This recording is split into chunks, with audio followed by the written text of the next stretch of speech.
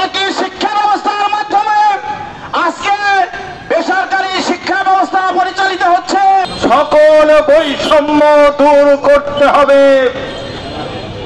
জুলাই বিপ্লবের মাধ্যমে ৩৬ জুলাই ২৪-এ যে পরিবর্তনের প্রত্যাশা ছিল, যে পরিবর্তনের প্রত্যাশা নিয়ে ছাত্র এবং জনগণ বর্তমান ইন্টারিম সরকারকে ক্ষমতায় বসিয়েছে, তাদের কাছে শিক্ষকদের দাবি ছিল অন্য রাজনৈতিক সরকার এসে কি করবে না করবে আমরা জানি না। আপনারা যেহেতু বৈষম্য বিরোধী আন্দোলনের মাধ্যমে জাতির সামনে এসেছেন, সকল ধরনের বৈষম্য কিভাবে দূর করা যায় এইটা নিয়ে আপনাদেরকে ভাবতে হবে। আমরা যে বৈষম্য দূরীকরণের জন্য আন্দোলন করলাম, সেই আন্দোলনের ফল হিসাবে আমরা কিন্তু কিছুই পাইনি। আমরা চাই আমাদের এই বৈষম্যগুলো দূর হোক। যেমন আমাদের উপর লেভেলের যে শিক্ষকগুলো আছে, ইংরেজি, গণিত, বিজ্ঞান, তাদেরকে কিন্তু আইসিটি, শারীরিক শিক্ষা এইসব শিক্ষকের মতো আমাদের বেতন কাঠামো দেয়নি। তাদের সাথে আমাদের বৈষম্য দূর করে তাদের পর্যায়ে নিয়ে যাওয়া হোক। আর একটা বৈষম্য হচ্ছে যে সহসুপারের বৈষম্য।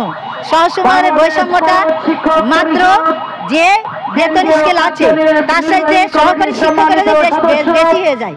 কিন্তু আমার দাবি যে সহকারী শিক্ষকের চাইতে যেন একটু হলেও সহসুপারদের বেতন বেশি হবে। আর আমরা বর্তমানে যে দাবি নিয়ে আমরা এখানে দাঁড়িয়েছি, সেই দাবিগুলোর মধ্যে 1 নম্বর দাবি হচ্ছে আমাদেরকে 20% বাড়ি ভাড়া দিতে হবে। 2 নম্বরের দাবি হচ্ছে 75% কর্মচারীদের উৎসব ভাতা দিতে হবে। 3 নম্বর দাবি হচ্ছে আমাদেরকে 1500 টাকা চিকিৎসা ভাতা দিতে হবে। এই দাবি নিয়ে আমরা দৃষ্টি আকর্ষণ করছি শিক্ষা সচিব এবং আমরা হচ্ছে অন্তর্বর্তী সরকার। আমরা চাই অবিলম্বে এই বৈষম্যগুলো দূর করে এইগুলো আমাদের এই দাবি আদায়গুলো। জাতি গঠন করা যাবে না, শিক্ষকরা জাতি গঠনের কারিগর, শিক্ষকরা জাতির হাট। শিক্ষকদেরকে বঞ্চিত রেখে কখনোই কোনো জাতি সমৃদ্ধ লাভ করতে পারেনি, কোনো দেশই উন্নতি লাভ করতে পারেনি।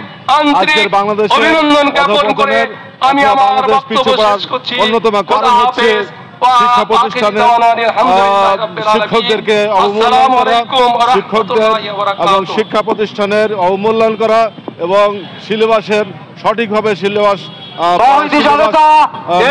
আপনাদের সামনে বক্তব্য রাখবেন মদিনা কলেজের সম্মানিত অধ্যক্ষ জনাব আব্দুল মালিককে কথা বলার জন্য, বক্তব্য রাখার জন্য বিনীত অনুরোধ করছি। বাংলাদেশ উন্নতি করতে হলে, এই বাঙালি জাতি উন্নতি করতে হলে শিক্ষকদেরকে মূল্যায়ন করতে হবে, তাহলেই বাংলাদেশের উন্নতি হবে। মাননীয় শিক্ষা উপদেষ্টা, মাননীয় শিক্ষা সচিব, মাননীয় প্রধান উপদেষ্টা সংগঠন, আপনারা সমাজের বিভিন্ন দাবি দাওয়া নিয়ে শিক্ষকদের যে বেতন দেন এটা অত্যন্ত যৎসামান্য বেতন। আমরা এখানে 1000 টাকা বাড়ি ভাড়া আজকে পালিত হচ্ছে বিক্ষোভ মিছিল। আমরা জানছিলাম যে আমরা 20% বাড়ি ভাড়া এবং 1500 টাকা চিকিৎসা ভাতা পাবো সরকারকে, কিন্তু আমরা বিগত 5 অক্টোবর জুলাই বিপ্লবের বাংলায় বৈষম্যের ঠাঁই আমাদেরকে মাত্র 500 টাকা দিয়ে প্রজ্ঞাপন জারি করা হয়েছে। জীবন দান করেছে। আমরা কি মিয়ানমারের রাখাইন রাজ্যের রোহিঙ্গা? আমরা আশা করেছিলাম যে সেখানে বৈষম্য দূর হবে, কিন্তু আমরা আমাদের ন্যায্য দাবি চাই। আমরা এদেশের নাগরিক, এদেশের মাটিতে গঠিত হওয়ার প্রায় 1.5 বছর অতিবাহিত হয়েছে। সর্বোচ্চ ডিগ্রি নিয়ে শিক্ষা প্রতিষ্ঠানে আমরা শ্রম দিয়ে যাচ্ছি, শিক্ষকতা চালিয়ে যাচ্ছি। আমরা এদেশের শিক্ষা ব্যবস্থাপনায় 97% অর্থাৎ 97% শিক্ষা ব্যবস্থা পরিচালিত হয় বেসরকারি শিক্ষা ব্যবস্থায়। সেই বৈষম্য আমরা দেখতে পাই সরকারি ব্যবস্থায়। আমরা শিক্ষক সরকারি আমাদের বৈষম্য, আমাদের পেছনে এই বৈষম্য সবসময় এটা করা হয়। আর্থিক বৈষম্য সের আমরা কি দেখলাম যে বিগত সরকার 15 সালে যে 15 ডিসেম্বর 8ম পে স্কেল দিয়েছে, এরপরে বিগত 10টি বছর কোনো পে স্কেল না, কোনো কিছু না, মাত্র 5% আমাদের ইনক্রিমেন্ট দিয়ে আমাদের মূল্য ঝুলিয়ে রেখে দিয়েছে। স্বতন্ত্র ইবতেদায়ী এটা কখনো মেনে নেওয়া যায় না। এখন দ্রব্যমূল্য যে দাম মেসেজ দিতে চাই, বাজার মূল্যস্ফীতির কারণে শিক্ষকরা দিশেহারা, আমাদের এই দাবিগুলো ভালোই ভালো না মেনে নেয়, অবস্থা খুবই খারাপ। তাহলে আমরা জুলাই বিপ্লবে যেভাবে বাংলাদেশের টাকা দাম যা দুজনে খাওয়া হবে না।